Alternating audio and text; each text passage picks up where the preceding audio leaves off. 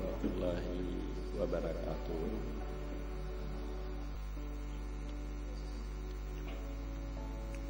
Pada hari yang berbahagia ini, dengan taufik dan inayah Allah, bahwa kita semua telah dapat hadir di hadapan daya sufi muda. Yang hadir juga pada hari ini Bapak Wakil Gubernur Pak Haji Mudzakkir Manaf, dan juga pada bapak-bapak dari Muspida, Pak Kajari, Bapak Kapolres, dan juga dari bapak-bapak para hadirin yang tidak saya sebut satu persatu. Ada para ulama, abu-abu, para hadirin hadirat sekalian. Saya sangat terharu gembira bahwa dengan adanya gerakannya untuk membuat satu daya yang digagas oleh Ahmad Sufi Muda beserta Ahmad Zahid di negara raya ini, sebab kegembiraan saya ini telah dapat melanjutkan perjuangan saya. Sebab saya berjuang untuk kembali mengangkat paham sufi di Asia Tenggara ini. Ini telah saya lakukan beberapa kali dengan mengadakan seminar tingkat Asia Tenggara, baik di Melabu walaupun di Malaysia, di Selangor, dan juga di Abdiah. Saya telah mencoba untuk mengadakan seminar tasawuf ini di Banda Aceh, tetapi tidak terkabul. Maka untuk kali keempat seminar akan diadakan, yaitu di Nusa Tenggara Barat, di Mataram, oleh Pak Gubernur Mataram telah mempersiapkan dana dan telah siap untuk mengundang ulama-ulama ASEAN dan juga ulama-ulama Eropah dan ulama Arab dalam menseminarkan, artinya mengangkat paham sufi ini kembali untuk umat Islam sedunia umumnya. Para hadirin hadirat, ada tulisan yang saya buat, saya akan bacakan, memperkenalkan tauhid tasawuf. Jadi kita tauhid tasawuf. Tauhid yang dimaksud adalah hakikat. Kalau ada orang yang menyebut tauhid tasawuf, tauhid yang dimaksud adalah hakikat. Tasawuf yang dimaksud adalah tarekat. Jadi tarekat, bagaimana kita maklumi banyak tarekat yang populer di Aceh, tarekat Naqsabandiyah, Syatariah, tarekat Ampas, dan tarekat-tarekat lainnya yang dibuat ulama sufi. Jadi tasawuf yang dimaksud adalah tarekat. Tarekat adalah mempergunakan mata hati untuk mendapatkan tujuan.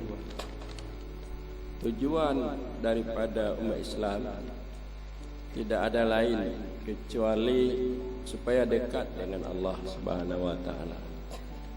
Tujuannya untuk mencari redha Allah, untuk mencari cinta Allah, untuk dapat dekat dengan Allah. Jadi kalau kita ingin untuk mendapat redha Allah, cinta Allah, dekat dengan Allah, kita harus yaitu belajar tarekat. Bagaimana kita menghadapkan kemauan hati kita kepada Allah dengan benar. Bagaimana ucapan kita dalam salat sebelum kita baca Fatihah, wajjahtu wajhiya lilladzi fataras samawati. Aku hadapkan mukaku, zatku bagi orang yang menciptakan langit dan bumi. Jadi supaya kita belajar bagaimana menghadapkan muka kita, hati kita, yang dimaksud zat kita, hati kita kepada orang yang menciptakan langit dan bumi, Jadi ini kita perlu belajar tarekat. Lalu oleh karena itu tujuan orang yang bertarekat ialah untuk mendapatkan cahaya keberadaan Allah, cahaya kebagusan dan kehebatan Allah di alam semesta dan pada dirinya. Tujuan kita bertarekat supaya kita terlihat kebagusan dan kebaikan Allah, kehebatan Allah pada alam semesta dan juga pada diri kita. Bagaimana Allah menciptakan langit dan bumi, kebijakan Allah, kasih sayang Allah terhadap kita, itu semua untuk kita. Langit, bumi, matahari, air, dan juga gunung, udara, sama sekali itu untuk kita semua. Jadi terlihat itu semua kasih sayang Allah terhadap diri kita. Apapun tujuan kita, baik untuk mendapatkan dunia, kita harus bertekad untuk keberhasilan maksud dan tujuan kita. Kalau kita untuk mendapatkan pangkat, untuk mendapatkan kedudukan, untuk mendapatkan harta, jadi kita harus dekati Allah. Hadap hati kita dekat dengan Allah, kita mohon kepada Allah. Tajalli wujud Allah pada alam semesta, pada diri kita dengan tarekat itu. Tarekat menghendaki kepada adab dan khidmat. Kalau kita bertarekat, bertasawuf, itu kita harus tahu kepada adab dan khidmat. Adab adalah menjaga batas agar kita dapat disenangi di atas perbuatan, sikap, tingkah laku, akidah, keyakinan yang tumbuh dari diri kita, zahir akhlak yang bagus pada batin kita, terlihat amal-amal saleh pada zahir yang bermanfaat dalam kehidupan kita, baik dunia dan akhirat, ibadah, ubudiyah, muamalah di dalam kehidupan.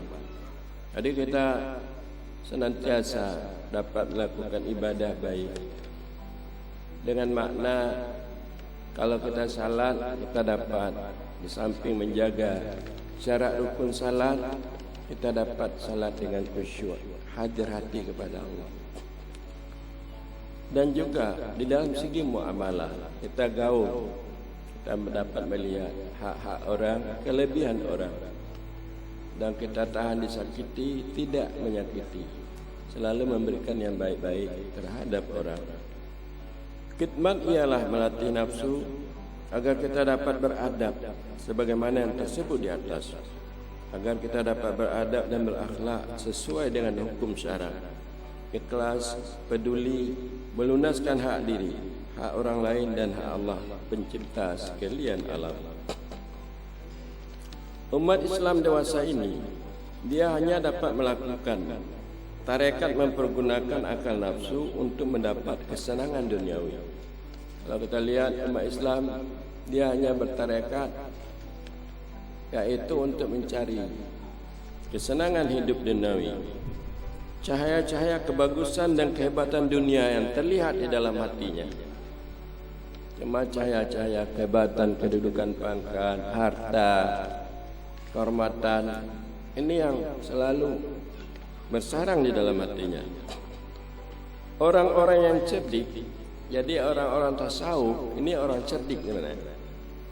Jadi sufi muda orang cerdik. Orang-orang tasawuf, dia harus mengutamakan tarekat untuk mendapatkan cahaya-cahaya Allah.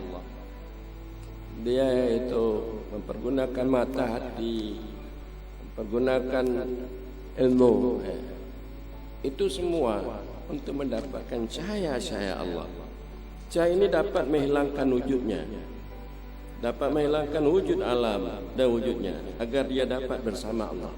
Cahaya Allah itu dapat, artinya menghilangkan, tidak terlihat lagi dunia ini, tidak terlihat lagi dirinya.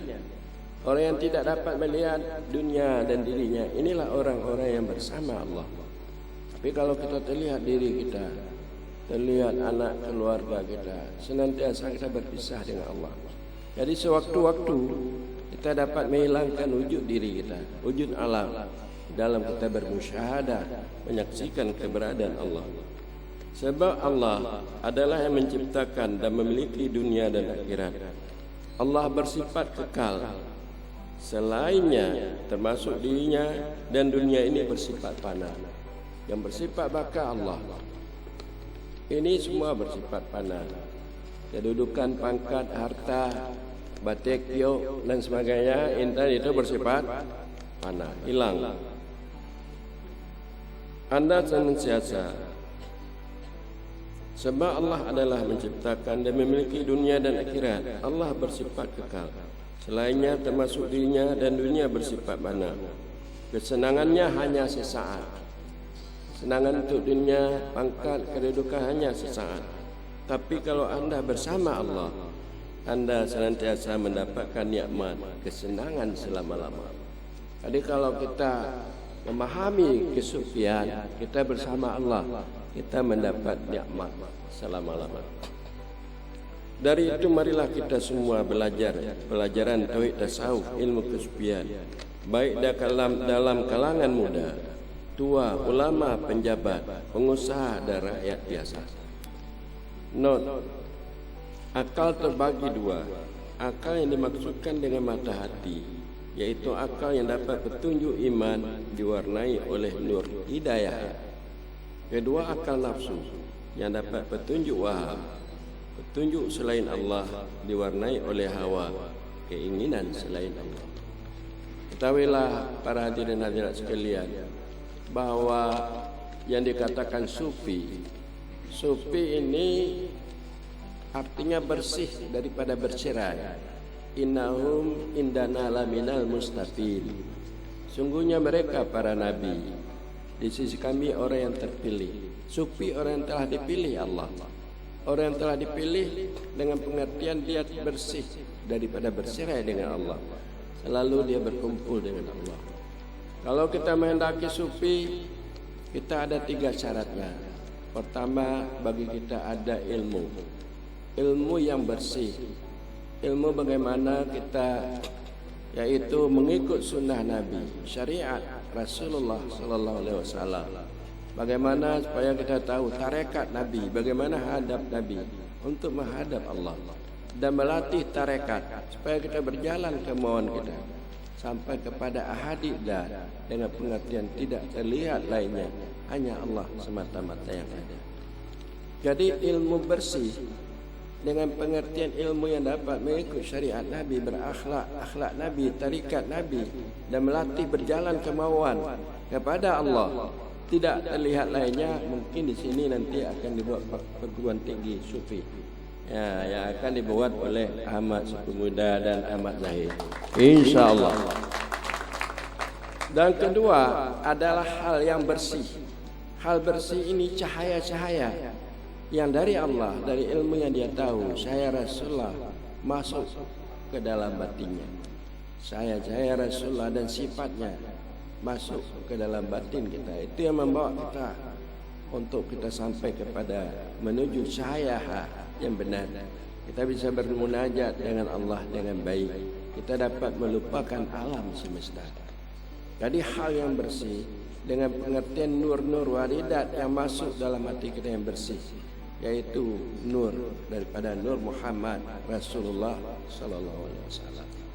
Dan juga kita ada ittisal bersih, syuhud yang bersih. Kita melihat apa yang disampaikan oleh Allah dan Rasul yang gaib mengenai akhirat dan lainnya seolah-olah nyata dalam penglihatan pandangan batin kita. Dan kita sangat gembira dengan taklif-taklif beban yang telah dibebankan oleh Allah, karena kita melihat itu adalah ikhtiar Allah zahir pada perbuatan kita. Jadi oleh kerana itu, kepada para hadirin hadirat sekalian, atas usaha yang dilakukan oleh Ahmad Sufi Muda bersama Ahmad Zahid, semua kita supaya ini dapat berkembang dengan bagus. Dan ini mungkin barangkali dengan adanya ini, setelah seminar nanti di Mataram, yang kalian keempat, mungkin kita buat seminar insya-Allah di tempat ini. Yang kelima, kalau tidak di Banda Aceh, nanti di sini kita akan lakukan. insyaallah. Cuma demikian sajalah. Wallahu a'lam bishawab. Assalamualaikum warahmatullahi wabarakatuh.